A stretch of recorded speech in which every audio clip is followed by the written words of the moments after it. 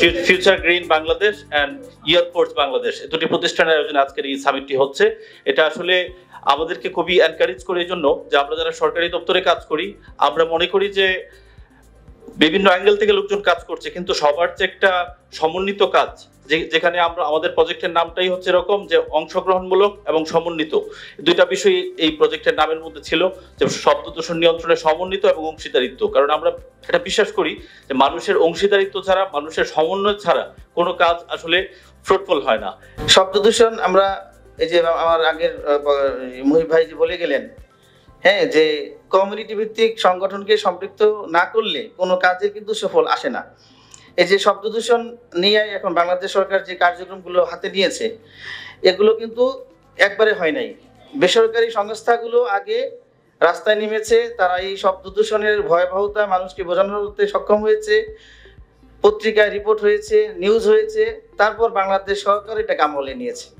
এর মাধ্যমে আমি অনেক কিছু শিখেছিও, যেমন বায়ু দূষণের কারণ কি, পরিবেশ দূষণের যে ওগুলো আমি শিখতে পেরেছি। আর অতিথিদেরকে অনেক অনেক ধন্যবাদ যে এরকম একটা সুন্দর ইউনিভার্সিটিতে করার জন্য।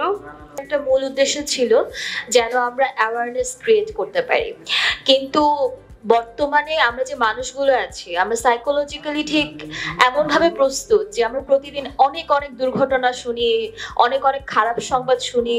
সুতরাং আমাদের কাছে না আসলে এই 10 বছর পরে, 20 বছর পরে পৃথিবীটা আরো খারাপ হয়ে যাবে, এই জিনিসটা আসলে খুব একটা নাড়া দেয় না। কিংবা এই যে অ্যাওয়ারনেস ক্রিয়েটের যে ব্যাপারগুলো, সেই ব্যাপারগুলো হচ্ছে কি ওইভাবে আমাদের উপর তেমন একটা ইম্প্যাক্ট ফেলে না। আমার কাছে মনে হয় যে যদি হচ্ছে আমরা এই মানুষগুলোর সাইকোলজি নিয়ে কাজ করতে পারি এবং কিভাবে এই মানুষগুলোকে হচ্ছে কি আরো বেশি অ্যাওয়ার করা যেতে পারে, কিভাবে এই সিম্পল ব্যাপারগুলো ট্রিগার করা যেতে পারে, যদি আমরা অন্যভাবে চিন্তা করি তাহলে আরো ভালো কাজ করতে পারে।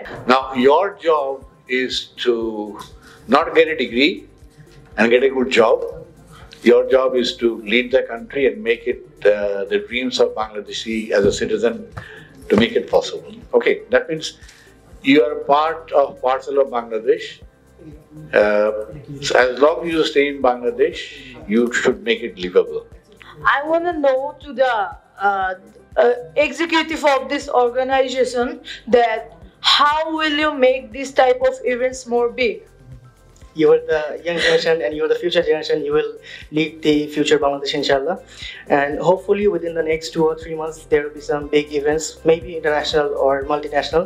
So you guys are invited to the program and event.